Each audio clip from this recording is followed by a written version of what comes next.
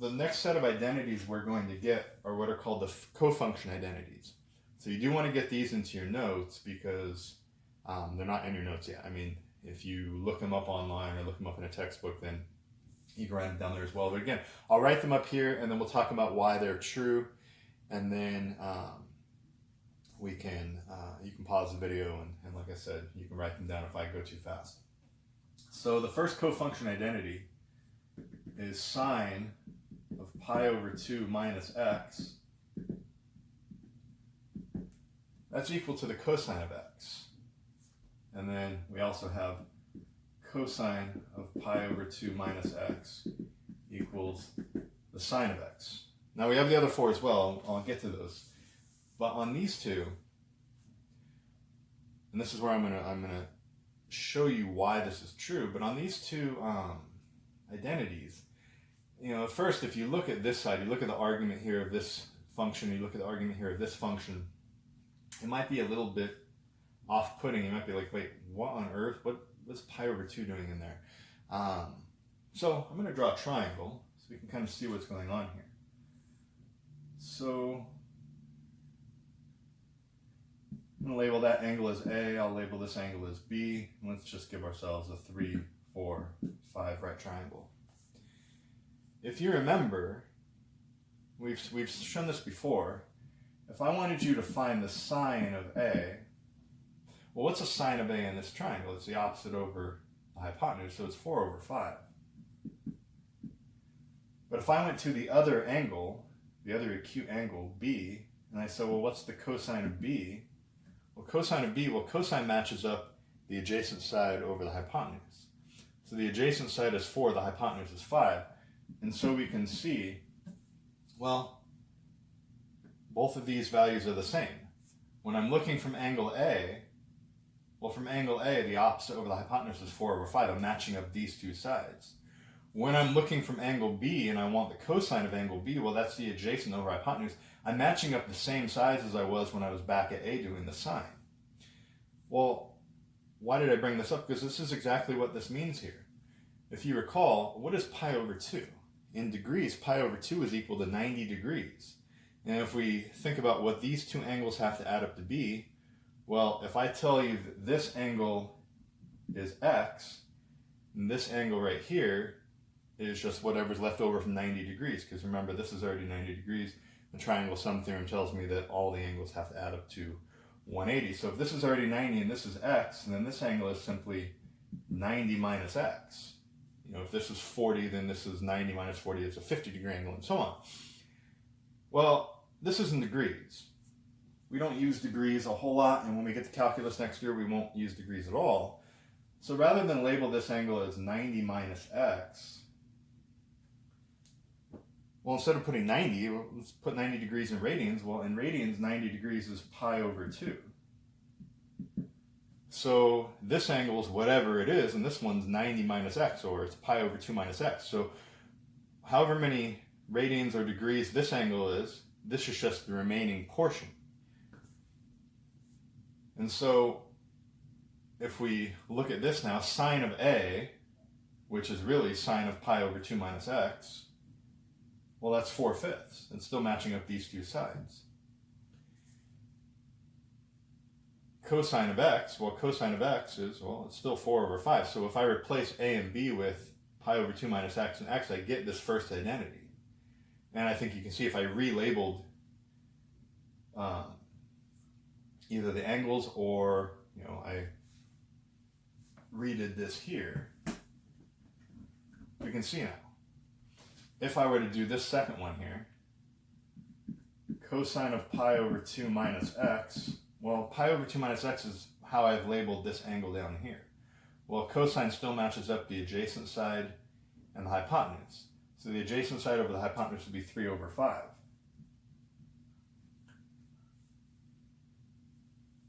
If I want to make sure that that's equal to sine of x, well, I'll go to the angle I labeled as x. Well, here's x, and sine, again, is the opposite over the hypotenuse. So 3 over 5. So the sine of x is 3 over 5.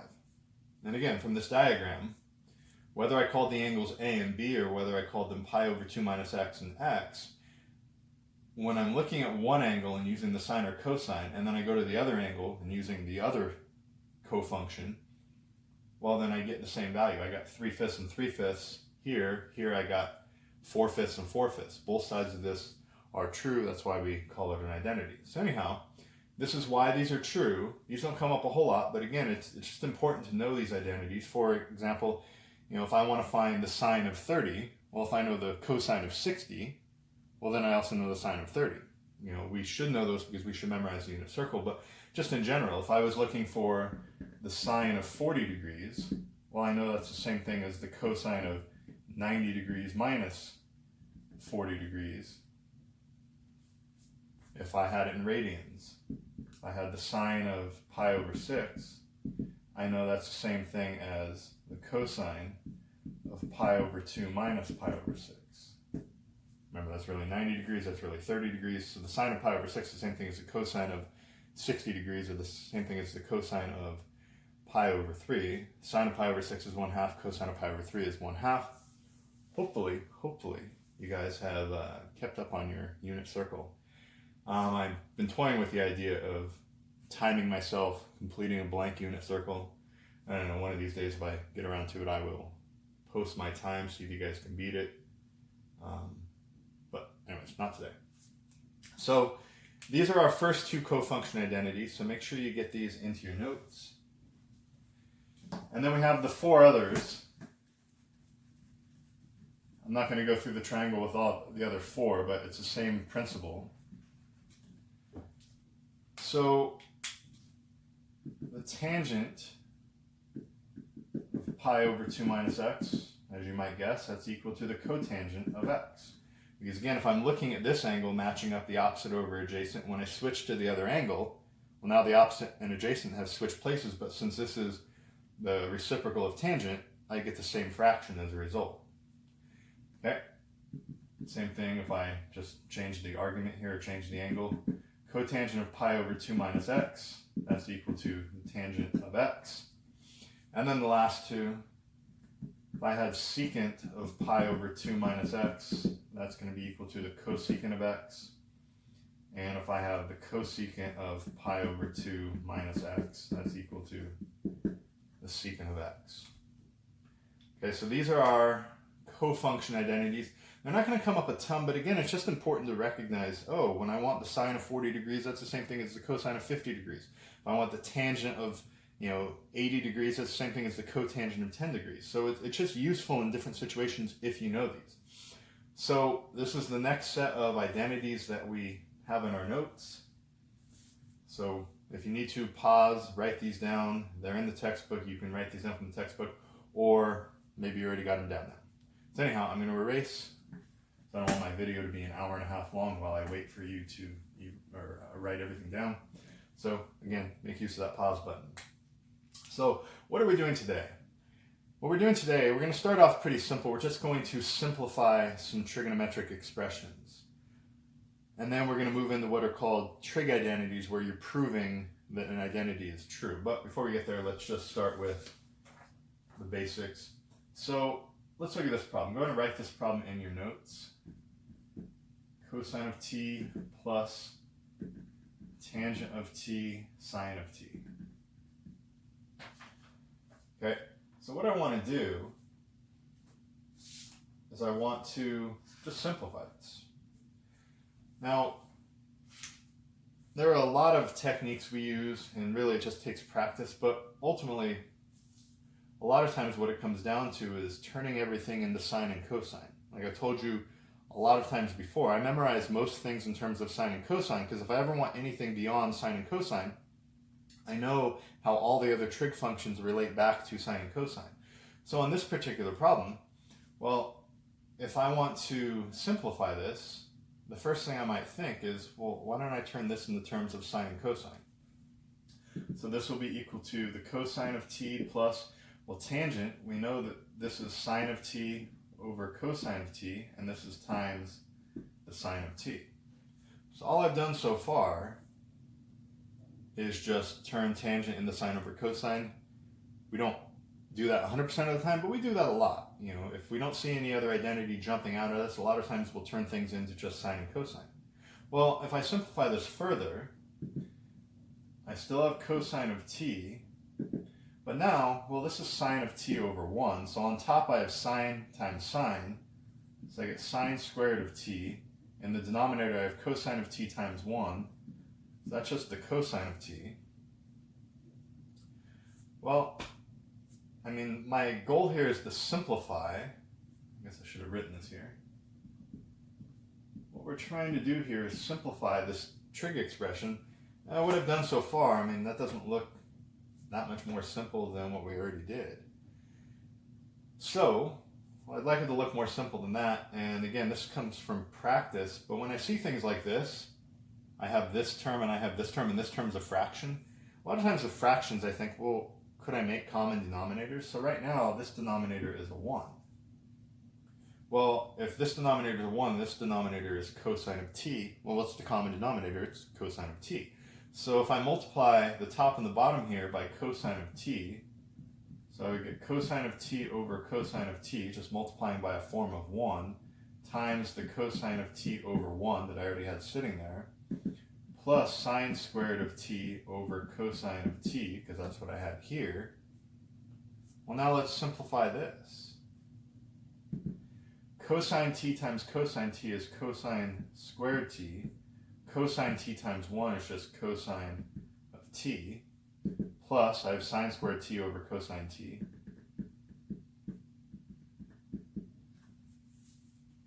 So this is where we're at.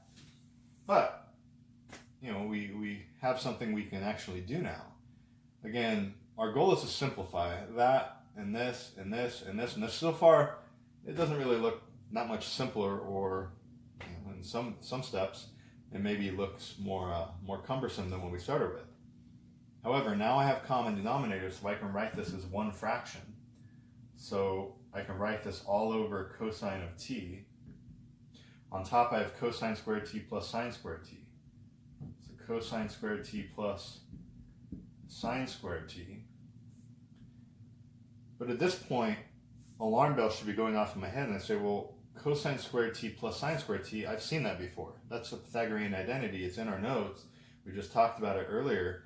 Cosine squared t plus sine squared t, well, that's just equal to 1. So if it's equal to 1, I'll just replace it with 1. So now I just get 1 over cosine of t, because cosine squared plus sine squared, that's my Pythagorean identity, and that's equal to 1, and now I'm left with something that is more simple. 1 over cosine of t. Well, 1 over cosine of t, well, that's just secant of t. Again, that's one of our reciprocal identities. We know that the reciprocal of cosine is just secant.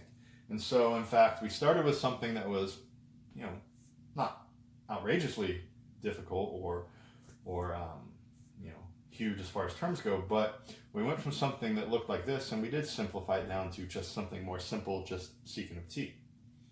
Okay, so that's the idea. So in this section, we'll probably spend, I don't know, a couple days here at least, you know, depending on how the week goes. But we'll probably do this section probably at least through Wednesday, I'd say. But this is the kind of problems we'll be doing. We'll be looking to transform something into something else just using our basic identities. So that's why, again, it's important that all of these are in your notes. So anyhow, if you haven't already written this all down, please write it down. I'm going to erase it now, so pause it if you need to. So let's look at another problem. So I have sine of theta over cosine of theta, and I add that to cosine of theta over 1 plus sine of theta. Well, again, this takes a lot of just practice. The more you practice, the more you start understanding what things should I try. Well, similar to last time, I have a couple of fractions here. I have this fraction plus this fraction. So when I'm thinking about fractions, I think a lot of times if I'm adding or subtracting fractions, well, typically we want to make common denominators. Well, this fraction has the denominator of cosine theta. This fraction has a denominator of 1 plus sine theta. So if I were to make common denominators, well, this has a factor of cosine theta, this has a factor of 1 plus sine theta. So this fraction over here needs a factor of cosine theta, and this fraction over here needs a factor of 1 plus sine theta. So let's do that. Let's multiply by forms of 1. So on this side, I'm going to multiply by 1 plus sine of theta over 1 plus sine of theta times the fraction I had sitting here, which was sine of theta over cosine of theta. And then for the other fraction was cosine of theta over 1 plus sine of theta. I'm taking that fraction and multiplying it by a form of 1. Remember, I need the factor of cosine from over here. So I have cosine of theta over cosine of theta. So, well, in my denominator, I have 1 plus sine theta times cosine. Typically, it's not, for the denominators, you typically just want to leave it in factored form. You don't want to multiply it out typically.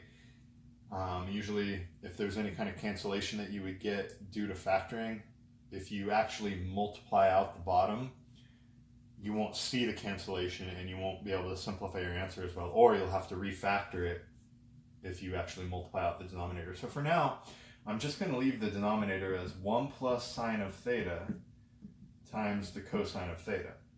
Now on top here I will distribute, so I get 1 times sine of theta, that's sine of theta. And then I get sine of theta times sine of theta, that's sine squared theta. So that's what I have on top of that fraction. Let's move to the second fraction. The second fraction has the same denominator, 1 plus sine theta times cosine theta. So I'm going to write that, 1 plus sine theta times cosine of theta. And on top, if I multiply this out, cosine theta times cosine theta, well, it's just cosine squared theta. So cosine squared theta. So this is where we're at, but now again, with our fractions, similar to the last problem, I have this fraction, and now I have the same denominator. So now I can add these two fractions together. So I can write this all over 1 plus sine of theta times cosine of theta. On top, well, I have sine theta plus sine squared theta plus the cosine squared theta. So I look at that, and again, what you're looking for is, well, this is supposed to simplify. They wouldn't give me this problem if it wasn't going to simplify to be something nicer than this. Well, again, if I look here, that's our Pythagorean identity again. It's going to come up a lot. We'll see sine squared plus cosine squared in some fashion a lot. Well, what do I know about sine squared theta plus cosine squared theta? I know that it's equal to 1. So now I can say, well, this is the same thing as sine of theta plus 1. This term and this term could just simply be replaced by 1. And then again, I told you not to multiply out the denominator, because typically, if you leave it in factored form, it's easier to see things that may cancel if you have factors that may cancel. So in the denominator, I do have 1 plus sine of theta times the cosine of theta. Well, sine of theta plus 1 and 1 plus sine theta, addition's commutative, so this factor and this factor can cancel out. And so what do I have? I just have a 1 on top. What I have in the denominator is cosine of theta. But as we saw in the last problem, 1 over cosine theta, well, that's just the reciprocal of secant. So again, our result is secant of theta. So we started with something that was fairly cumbersome, a couple fractions. This one had a couple terms in the denominator. And we just made common denominators. We used a pretty basic identity, and we arrive at a much simpler result. So this big expression here is the same thing as this.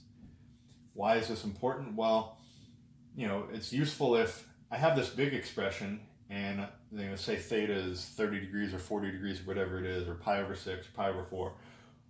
Well, do I really want to do sine of pi over 4 over cosine of pi over 4 plus cosine of pi over 4 over 1 plus sine of pi over 4?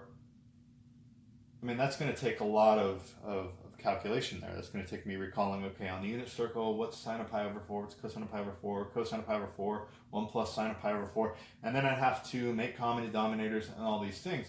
But if I know that this expression is equal to the secant of theta, and theta is just, again, pi over 4, well, secant of pi over 4, oh, that's the square root of 2, and then we're done. And that would be what this ultimately would get you if you plugged in 1 over the square root of 2 and 1 over the square root of 2 and 1 over the square root of 2 and 1 plus 1 over the square root of 2 if theta, for example, was pi over 4.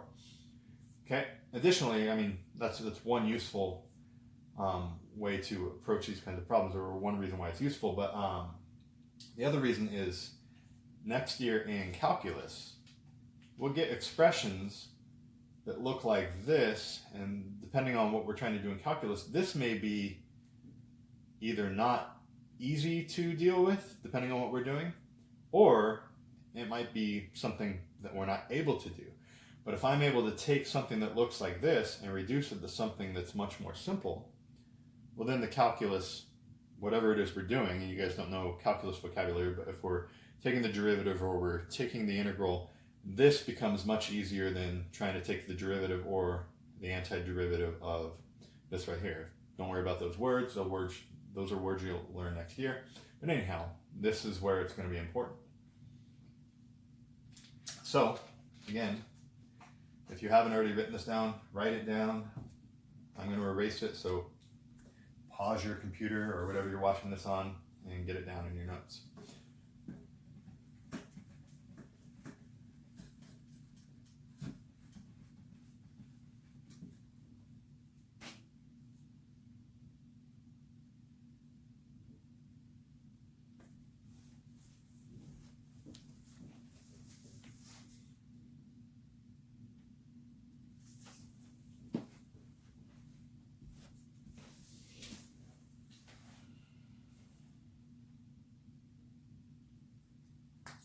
Okay, I'll put up another one.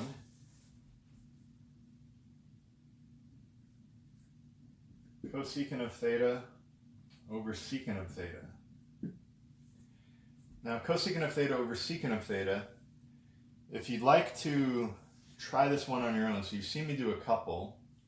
If you want to try this one on your own, go ahead and pause, write this down in your notes, pause the video, and then try to work it out on your own. This one's not too difficult. It doesn't take that many steps. But anyways, if you'd like to try it on your own, pause it right now, see what you get, and then when you're ready to see my result or what I'm going to do, then you go ahead and push play again. So anyhow, like I mentioned before, if some identity doesn't jump out at me, then typically what I'll do is I'll turn things back into sine and cosine. If I turn things back into sine and cosine, usually I'm able to do something more with it. So for example, I look at cosecant and I say, well, what is cosecant? Cosecant is the reciprocal of sine, so I can rewrite cosecant as 1 over sine of theta. And same thing with secant. Secant is the reciprocal of cosine, so I can rewrite secant as 1 over cosine. So, well, what did that do for me? Well, I went from this fraction to this fraction, but when I look at this fraction, it's really made up of a fraction divided by another fraction. It's a lot of times on these problems, it's like once you get the ball rolling, it's like if you do something, it kind of sets off a chain reaction like, oh, well, I did this one thing. I couldn't think of anything to do. I turned it into terms of sine and cosine. Well, from here, well, now since I have a fraction divided by fraction, well, I know how to do a fraction divided by fraction. I just take this fraction and multiply it by the reciprocal of this fraction. So what I really have is I really have 1 over sine of theta, but now I'm multiplying it times the reciprocal of this fraction. So that's going to be cosine theta over 1. So now if I multiply this out, well, I have cosine theta times 1 on top. So I have cosine theta, and then the denominator I have sine of theta times 1. That's sine of theta. And again, well, now this is just an identity that we have in our notes. Cosine theta over sine theta, well, that's just cotangent of theta. And so again, we went from something that was, this isn't especially difficult or complicated, but this certainly is not as simple as this. And so again, these are really just good practice. Again, next year in calculus, if I see something like this, I'd probably much rather deal with it like this, especially in the case of, say, taking the derivative or something. I wouldn't want to take the derivative of this if I have the option to take the derivative of something that looks like this. Just, again, you don't know what that word means necessarily, but in calculus, this is a much simpler task using cotangent theta as opposed to using cosecant of theta over secant of theta. So we're practicing it now, so next year when you get to calculus, you can employ these and really make more difficult problems you may encounter, more simple. Okay, so let's try one more like this, and then we're going to move on. So if you don't have this, please pause, get it in your notes. So we're going to do one more problem like this. 1 plus cosine of theta and 1 minus cosine of theta. So go ahead and write that in your notes. While you're writing that down, I'm recording this on March 29th, but by the time I upload it to YouTube and tell you guys all about this, it'll be March 30th. March 30th is Michaela Goodman's birthday. So, Michaela, hopefully you're watching this, but anyways, happy birthday, and if you guys are friends with her, I don't know, let her know, happy birthday, Michaela. Hopefully your day is at least tolerable if you have to stay inside. Anyways, yeah, happy birthday. So, let's do this problem. I have 1 plus cosine theta, 1 minus cosine theta. Well, we should have enough experience now. I mean, I could just multiply this out, but we should recognize this is really a plus b times a minus b. Well, what is a plus b times a minus b? That's just the difference of two squares. And so I know this just winds up being a squared minus b squared. So a squared is 1, 1 squared is still 1, minus b is cosine, so what's cosine squared? Well, it's literally cosine squared. So if I multiply this out, or I just recognize that this is a difference of two squares, this should be the result, right? 1 times 1 is 1, 1 times negative cosine is negative cosine theta, but cosine theta times 1 is positive cosine theta. Those two middle terms would cancel out anyways. Then I would get cosine of theta times negative cosine of theta, that's negative cosine squared theta. So now we're here. Well, okay, what am I supposed to do with 1 minus cosine squared theta? Well, this is where it's important that we know our identities and kind of how they transform these identities that we have in our notes. So we know the Pythagorean identities. So recall, we know that sine squared of x plus cosine squared of x equals 1. A lot of times you'll see, this is, out of the 3 Pythagorean identities, that's the one that comes up the most. But typically, we don't see it all the time as sine squared plus cosine squared. A lot of times, they'll either move the sine squared to the other side, or they'll move the cosine squared to the other side. So either I'll see it in this form, sine squared of x equals 1 minus cosine squared x, in the case if I subtracted cosine squared on both sides, or I'll see it as cosine squared x equals 1 minus sine squared x. Again, this is my basic Pythagorean identity. If I subtract sine squared x, it becomes this, equals cosine squared. Well, what do I have here? I have 1 minus cosine squared. Well, 1 minus cosine squared is equal to sine squared. So, this is equal to sine squared. My argument here is theta. Don't use x. I used x over here just for the identity, but my argument here is theta, so make sure you're using theta. So 1 minus cosine squared theta is equal to sine squared theta. Now, seeing either 1 minus cosine squared or 1 minus sine squared, we'll get that a lot. Both this year, we'll also get it next year. You'll get more familiar with it, but as soon as I see this, I realize, oh yeah, that's just sine squared. Okay, so again, whether it's this year or next year or whatever year, if you're in math, whether it's next year in high school or you're in college and you're taking some college math class, this will likely come up in whatever class you're taking. Okay, this is a pretty common thing that we'll see. So anyhow, I took this, I simplified it this because it's the difference of two squares, and that simplifies to be sine squared. Sine squared is about as simple as that's going to get, and we'll just leave it here. So this is the last one. Now, as far as assignments go, I'm going to post an assignment on Aries. All the assignments, my understanding so far from the district, I haven't heard anything different, is that anything we give you is completely optional, but they also sent you guys the same email that we got, which was stating that your guys' grades have chance for improvement. They didn't tell us exactly how that would go. So basically what I'm going to do, and this will help your guys' grades out, is every assignment I put on Aries, I'm just going to give it extra credit. Okay, I won't put out of 4 points like I typically do. It'll be out of 0 points. Then if you actually do the assignment, all I would ask, and I'll put this on the Google Classroom as well, but so you don't have to memorize it right this second, but all you're going to have to do is do that assignment, take a picture of it, email it to me, and I'll give you the extra credit for it. Now, I going to say?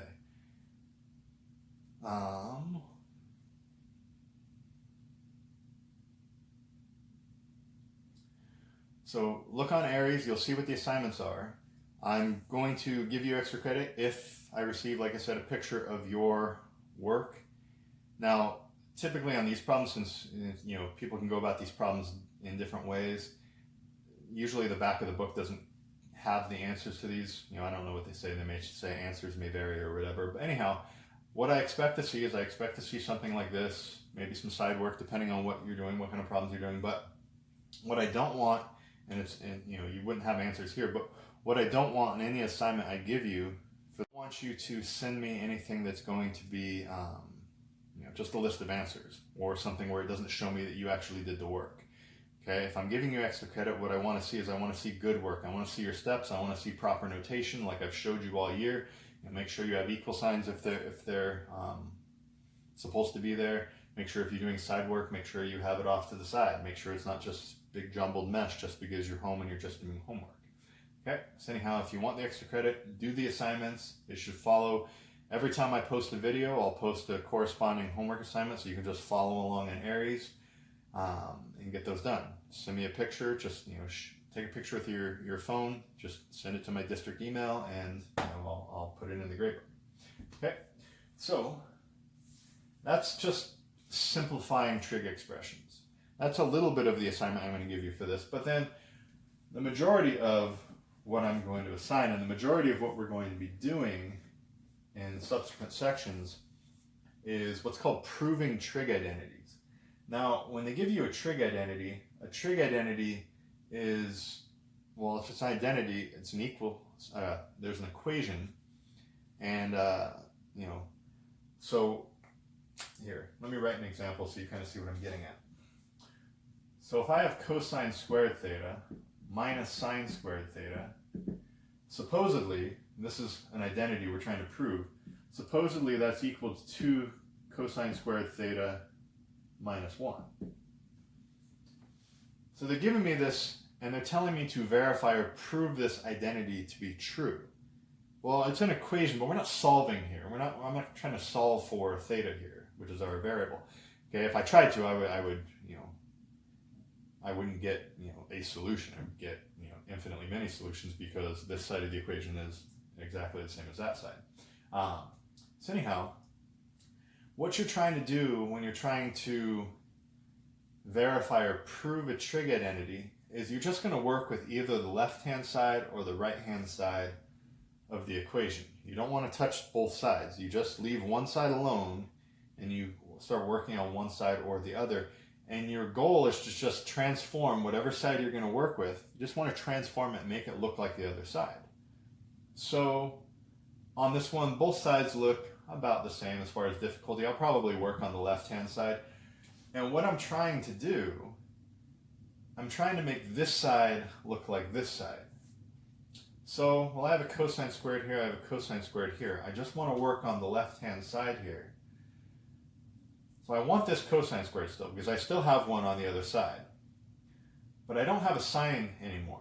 Over here, I don't have sine squared or sine theta or anything, but I have a sine squared here. And so this is where, again, we just go back to our identities and say, well, what can I do with sine squared? Well, like we talked about just a little while ago, sine squared is the same thing as 1 minus cosine squared. So if I rewrite this, I have cosine squared theta minus, but instead of sine squared theta, again, sine squared theta, by just manipulating that Pythagorean identity, is the same thing as 1 minus cosine squared theta. And my equal sign's right here, so don't put an equal sign over here. This was an equation. So you have an equal sign here, so just continue to trail it down here. You don't need to keep writing the other side. I mean, you can if you'd like, but as long as I keep my equal signs here, once I get this side, if I follow my equal signs up and I get the other side, then we're good. Okay? Well, I can replace sine squared with 1 minus cosine squared. That's easy enough. And then, well, what can I do here? Well, I can always take this negative and distribute it to those terms. So now I have cosine squared theta. Negative times 1, I get negative 1. But then I get negative times negative cosine squared. Well, negative times negative, that's positive cosine squared theta. Again, bring down your equal sign. But now if I look at this, I have cosine squared theta and I have another cosine squared theta. So if I combine like terms, well, how many cosine squared thetas do I have? I have two of them. So I have two cosine squared theta, and then I still have the minus 1. Well, this is exactly what was on the other side. So this is the idea of verifying a trig identity. They're going to give you some equation. Supposedly it's true. If they give it to you, if I either give it to you in the notes or you get it in your homework, you should assume that it's true. And your job then is basically to just work with one side or the other. Doesn't matter which side you pick. Sometimes one side is a little bit easier than the other, or maybe a lot easier than the other. Sometimes, like in this problem, it really didn't matter which side I used. I mean, I could do it with the right-hand side, or I could do it with the left-hand side. Here I chose to do it with the left-hand side. But typically, when you're trying to do these, you want to pick the side that's more complicated. And that might sound like counterintuitive, like why would I want to work with the more complicated looking side? Well, if the side's really complicated, you have stuff to do. If one side of your identity is very basic, like if it just equals 1 or something, then it's really hard to work with a really simple side, because then you have to be really clever as far as like, well, how do I get this very simple basic side to look like this monstrosity on the other side? So let's practice another one. So if you don't have this in your notes, please pause, write it down.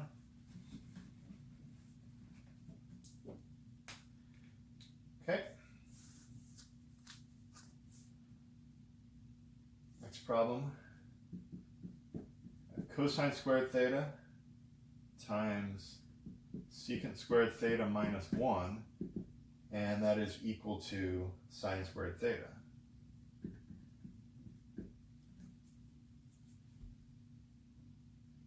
So go ahead and write that down in your notes. This is the identity we're starting with. And so again, the first thing I want to do is figure out, well, which side do I want to work with? Do I want to work with the left-hand side, or do I want to work with the right-hand side? When you're proving identities, only use one side. Don't start playing around with the other side. Okay, so if I had to choose here, well, this side looks a lot more complicated than this side. And so, again, even though it might seem counterintuitive, like why would I want to use a complicated side? Well, here, I want to use the complicated side because, well, it kind of gives me some direction. Like I have cosine squared times this. And so my inclination would be to, oh, well, I should probably distribute that. Whereas if I tried to work with the right-hand side, well, on the right-hand side, what am I going to do with sine squared? I mean, I could do stuff with it, but it would take more effort. It would really take, some cleverness on your part to, figure out how could I work with this? I mean, could I do this identity or prove this identity using that side? Yes, but I guarantee it's going to be more difficult. I'm just going to work with this side. Because again, this side, even though it's more complicated, it presents more things to do right away, which, for example, I can just distribute. If I distribute this times this, cosecant squared times secant squared, well, what's the relationship between cosine of theta and secant theta? They're reciprocals of each other. So if I multiply a reciprocal times, or two factors that are reciprocals of each other, what do I get out of that? I get 1.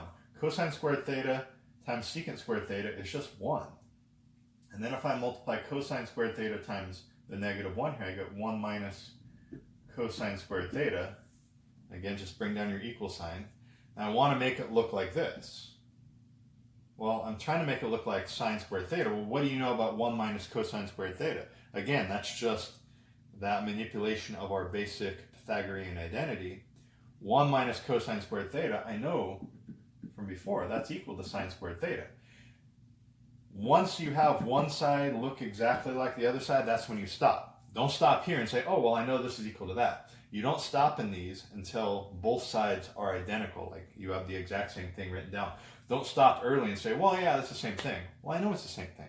But you don't stop in these until both sides are identical. Sine squared theta is equal to sine squared theta. So this is a fairly simple one, but again, it illustrates how, well, if I use the complicated side, generally it presents more options, more things for me to do. I don't have to think as hard. Could I do it again using the right-hand side? Probably, but it would take me more thought than I want to sit here and stumble around on it this video. Okay, so let's do another one.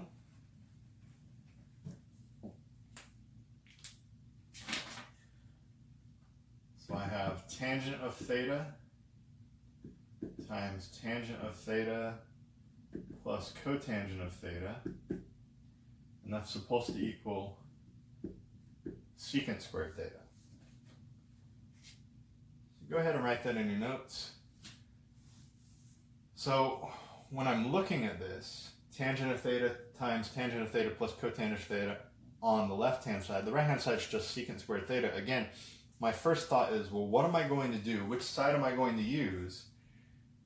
And again, I choose the more complicated side if there's an apparent complicated side. Well, the left-hand side looks more complicated. And again, the more complicated the side is, the more options or things that present itself as far as me trying to work on this. So, well, if I multiply this out, tangent times tangent, well, that's tangent squared. So I get tangent squared theta plus, when I multiply tangent times cotangent, well, there's a relationship between tangent and cotangent. Tangent and cotangent are reciprocals. So again, if I take something and multiply it by its reciprocal, what I get is I get 1. So now I have tangent squared theta plus 1, and that's supposedly equal to secant squared theta. Well, actually it is. I mean, this is one of our Pythagorean identities we reviewed at the beginning of this video. So what can I replace tangent squared theta plus 1 with? Well, I can replace it with secant squared theta, because that's literally one of the identities we have in our notes. Tangent squared theta plus 1, I know that's equal to secant squared theta. That's one of the 3 Pythagorean identities. Once this side looks identical to the other side, we're done. Okay, go ahead and write that into your notes.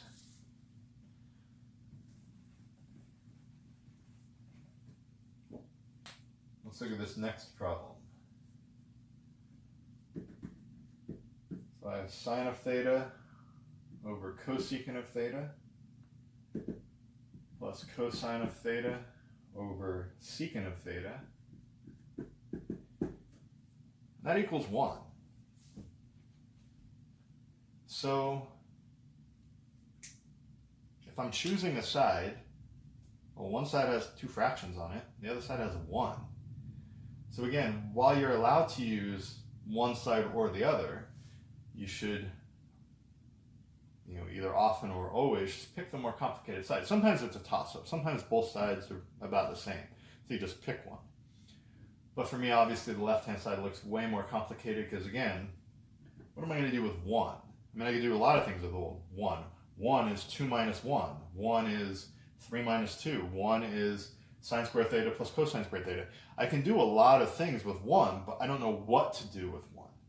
And so it takes a little bit more thought on that side. So I don't want to use the right-hand side. It's too simple of a term here to really want to use, okay? If you want to challenge, you go ahead and use the right-hand side, okay?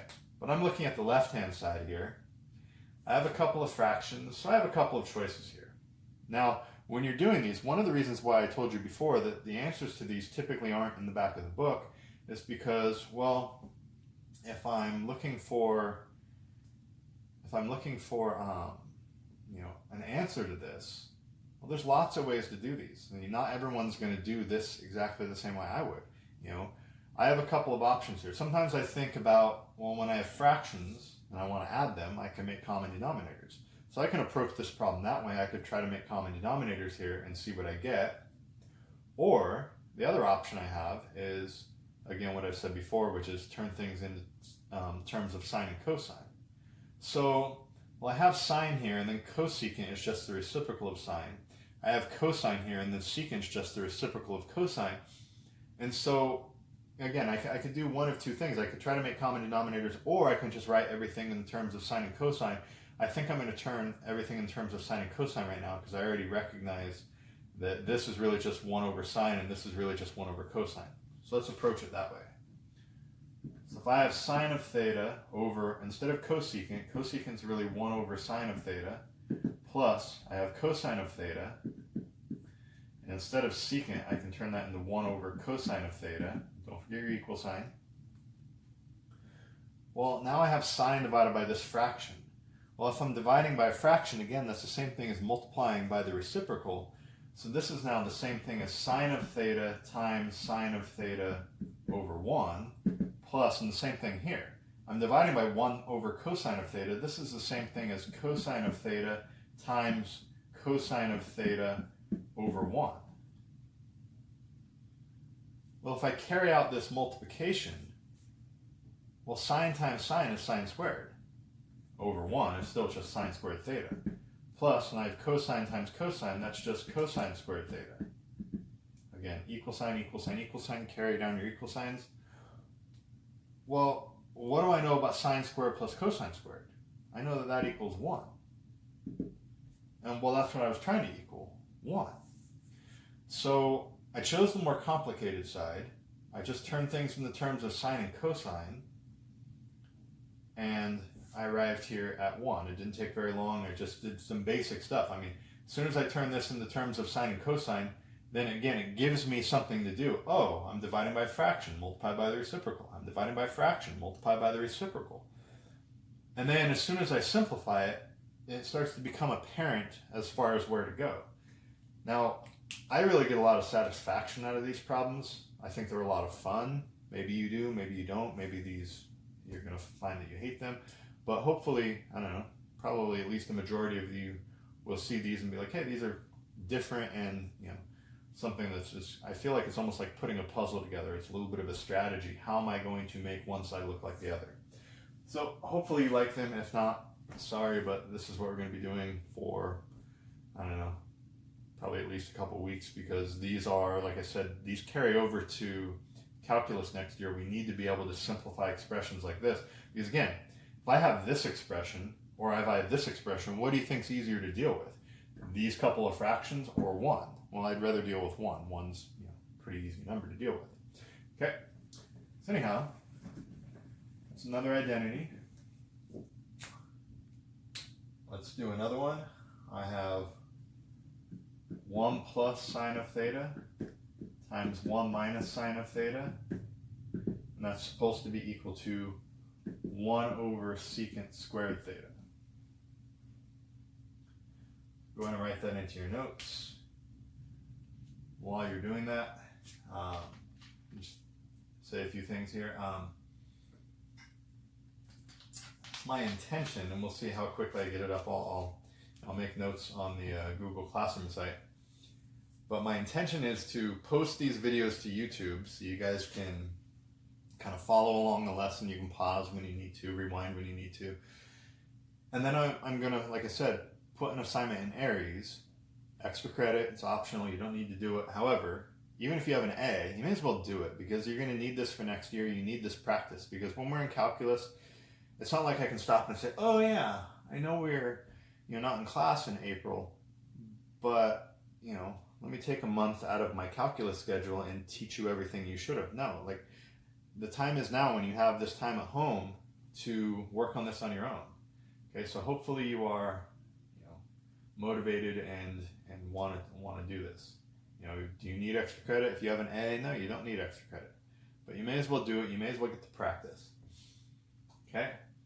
So, anyhow, if I'm looking at either the right-hand side or the left-hand side, and I decide, well, which side do I want to work with? I think the left-hand side looks easier to deal with. Because again, I'm looking at what I have. Well, I have 1 plus sine theta times 1 minus sine theta. 1 plus sine theta times 1 minus sine theta. What's the difference of two squares again? A plus b times a minus b. So this really becomes 1 minus sine squared theta. Right? 1 times 1 is 1. 1 times negative sine theta is negative sine theta. Sine theta times 1 is sine theta. They'll cancel, and sine times sine is sine squared. But hopefully you just recognize that as a difference of two squares. Well, that's supposed to equal 1 over secant squared theta. Okay, so again, just make sure you keep your equal sign. You don't have to keep writing that other term on that side. Well, what do I know about 1 minus sine squared theta? Well, 1 minus sine squared theta, again, we keep seeing this over and over and over. They manipulate that Pythagorean identity, the sine squared plus cosine squared equals 1. I see this a lot, 1 minus sine squared theta. Well, what do I know that's equal to? 1 minus sine squared theta, well, that's really just equal to cosine squared theta. Is that what I'm trying to get? No. I'm trying to get 1 over secant squared theta. So now I got to think, well, how would I turn a cosine into a secant? So I have to think about the relationship between cosine and secant. Well, cosine and secant are reciprocals of each other, which means cosine squared theta is the same thing as 1 over secant squared theta. And now I'm done. Now I have the same thing on both sides. Okay? So, again, every identity we've done so far has had some common things appear. Each one's a little different though. You're not going to get these straight away. It'll take you some practice. Going back to what I was saying before, in addition to posting these videos on YouTube, I will make notes on Google Classroom as far as like when I'm available to kind of give you some feedback and talk to you guys on Zoom. So if you haven't used the Zoom app or had any teachers or anybody use that yet, it's pretty intuitive, pretty easy. I mean, my son, he has Taekwondo, but he can't go to the studio right now. And so, you know, he had a Taekwondo class on Thursday, just sitting in front of the laptop, or not sitting, but standing in front of the laptop and watching his instructor. And then the instructor had all of his students that were participating up on his laptop. You could see what people were doing. And so similar idea, I'll give you a time, like, you know, maybe I'll say my accelerated 3 classes, you know, you have this block of time, and then my calculus students will have another block of time. And then if you're working on the homework and you're just kind of stuck and you want to ask me a question and get direct feedback on something, then that would be the time for that. Anyways, I'll let you guys know as soon as I figure that out. It may be a set schedule. I may have to change things up from day to day depending on, you know, my son's home from school, so I have to, you know, coordinate schedules with him. My wife may be home from work, coordinate schedules with her. But typically I'll try to keep it at, you know, similar times. So anyhow, let's do another one. Oh, and by the way, I mean, I'm giving you these videos and I'm going to be available, like I said, via the Zoom app. But if there's any other time or just something pops in your head and you just, you know, you have a question about something or whatever, I'm checking my email pretty often right now. So just, you know, shoot me an email, let me know what your concern is, what your question is. So if we can't do it during the Zoom, you can shoot me an email and, you know, whatever it is, guys. I mean, I know, you know, hopefully you guys are doing okay, but, you know, I know depending on, you know, situations at home, this shutdown of everything may be more, you know, hard on some of you than it is on others. If there's anything at all that I can do for you guys, you know, anything at all, just, you know, let me know. Hey, you know, Mr. Palmer, this would be really helpful if you could do blank. Okay. So anyways, just know that's available. Okay, let's do one more and then we'll call it a lesson and we'll be done. So this last identity, 1 minus sine squared theta times 1 plus tangent squared theta.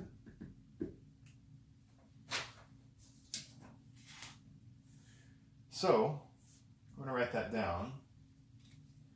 Pretty obvious that one side of this equation looks more complicated than the other. So it's probably the left-hand side that I'd like to use because, again, the right-hand side, it really takes some cleverness. And, you know, I think, could you guys do it? Yes. It's just a lot more difficult to try to work with that side. That's kind of the advanced, like trying to work with that side.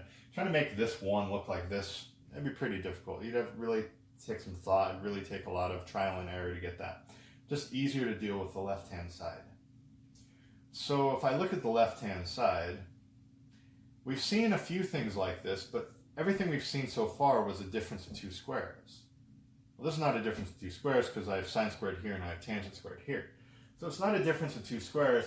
Now, I mean, I could just multiply it out, but before I multiply it out, I kind of recognize that, well, this is something. We've seen this. 1 minus sine squared b, we've seen that, you know, or the opposite, 1 minus cosine squared. We've seen that today. Well, 1 minus sine squared, well, that's just equal to cosine squared. So why don't I do that? So now this is just cosine squared theta. But then if I look at the other parenthesis, I have 1 plus tangent squared theta. This, again, the more you look at your notes and the more you familiarize yourself with those identities, we have this in our notes. It's an identity. 1 plus tangent squared, we have it in our notes. It's one of the Pythagorean identities. 1 plus tangent squared is equal to secant squared theta. And so I didn't multiply anything out. I just recognized, oh, this is really just this, and this is really just this. These are both just based on the Pythagorean identities. So again, this is why it's important that you know those identities well. And so without too much work, I just substituted these factors in. Now I have cosine squared theta times secant squared theta. Well, cosine and secant are reciprocals. Well, what happens when I multiply reciprocals together? I just get 1. So cosine squared theta times secant squared theta is just 1. Well, what was I trying to get? I was just trying to get 1. So, there we have it. So, anyways, I'm going to cut this video here. I'm going to post it to YouTube, like I said, every day for the most part. I'll be giving you guys videos, probably at least 4 a week, maybe 1 day a week. We'll just kind of review. I'll give you a review assignment. We'll kind of see how it goes, where we're at, kind of see how you guys are feeling with these. But anyways, please work on the assignments, try to keep up. Don't just say, oh yeah, I'll do that later, and then sit around and do nothing and scroll through your social media feeds and realize you follow a bunch of lame people. Okay, just like stay with it. Pretend like, okay, even though I can sleep in and I don't have to brush my teeth anymore, like, you know, keep up with the work. Because if you don't, and you show up to a math class next year, you're going to be really kind of behind. You're going to be like, oh wait, well, I know I kind of remember this from last year, but you know, you don't want to be in that position where you're missing problems in your next math class simply because you don't remember material from this class. Okay? So anyhow, we're going to cut the video there. Hopefully this turned out okay. Hopefully I'll get better at this. But if I don't, oh well. I mean, this is probably good enough for, you know, as far as production quality is probably not great, but I'm sure you guys can learn from this. So anyhow, see you guys next time.